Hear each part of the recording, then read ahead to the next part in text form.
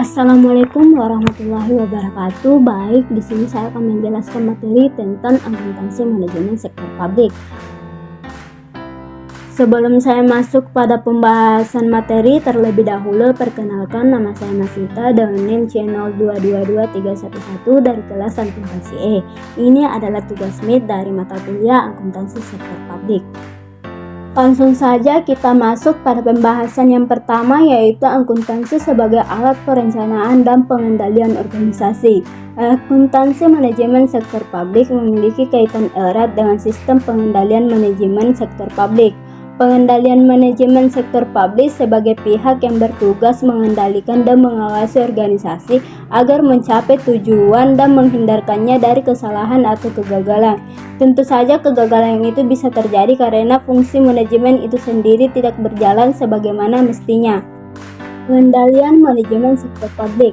Yang pertama itu pengendalian preventif. Pengendalian dilakukan sebelum berjalannya proses manajemen sehingga meminimalisirkan kesalahan dan merencanakan strategi untuk mencapai tujuan organisasi.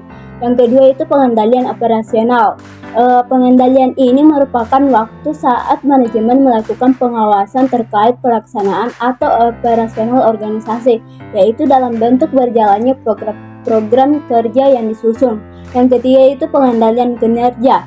Jika program kerja sudah diselesaikan atau organisasi telah mencapai tahun akhir kerja, maka manajemen melakukan tipe pengendalian kinerja melalui penilaian program kerja dan bagaimana kinerja orang-orang dalam organisasi tersebut. Evaluasi terhadap kinerja tahun terkait bisa berdasarkan poin-poin yang sudah dicapai pada setiap program kerja yang sudah direncanakan dari awal atau dibandingkan dengan kinerja tahun lalu sebagai standarnya. Kemudian materi selanjutnya yaitu proses perencanaan dan pengendalian manajerial organisasi sektor publik. Kegiatan akuntansi manajemen sektor publik tidak terlepas dari kegiatan perencanaan dan pengendalian.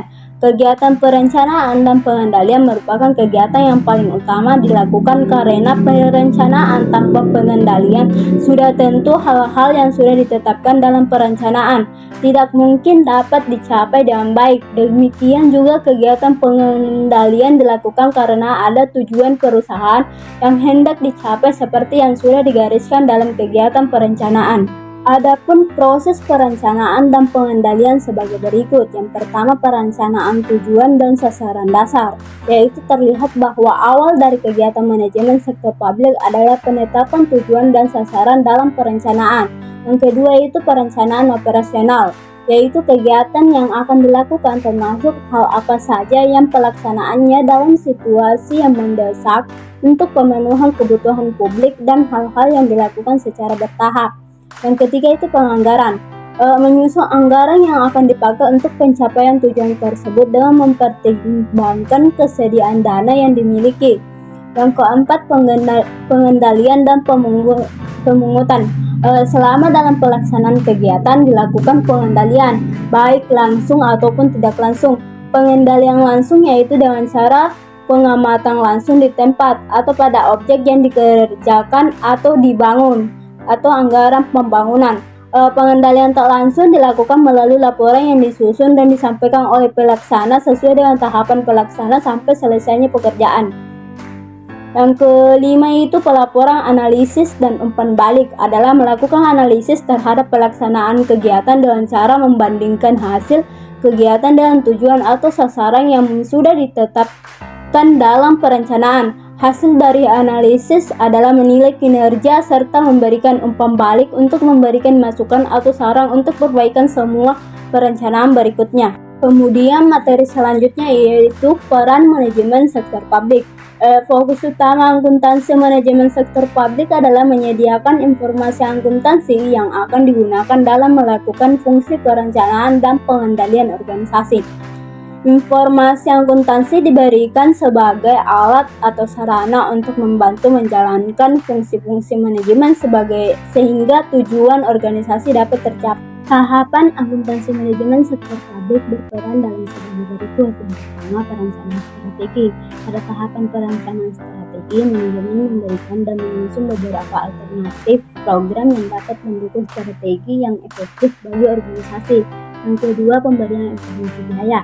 Pada tahapan pemberian informasi biaya, informasi akuntansi manajemen hendaknya dapat mendeteksi sumber pemborosan yang masih berpotensi untuk diefisiensikan, serta mencari metode atau teknik terbaik untuk menghemat biaya. Yang ketiga itu penilaian investasi. Pada tahapan penilaian investasi ini untuk menilai kelayakan investasi secara ekonomi dan finansial. Akuntansi manajemen diperlukan dalam penilaian investasi karena untuk dapat menilai investasi diperlukan identifikasi biaya, risiko, dan manfaat atau keuntungan dari suatu investasi. Yang keempat itu penganggaran. Pada tahapan penganggaran, akuntansi manajemen sektor publik diharapkan mampu berperan dalam memfasilitasi terciptanya anggaran publik yang lebih efektif terkait dengan 3 fungsi anggaran, antara lain alat alokasi sumber daya publik, distribusi, serta stabilitas. Yang kelima itu penentuan biaya pelayanan dan tarif pelayanan. Pada tahap penentuan biaya pelayanan dan tarif pelayanan, akuntansi manajemen digunakan untuk menentukan berapa biaya yang dikeluarkan untuk memberikan pelayanan tertentu dan berapa tarif yang akan dibebankan kepada pemakai jasa pelayanan publik termasuk menghitung subsidi yang diberikan.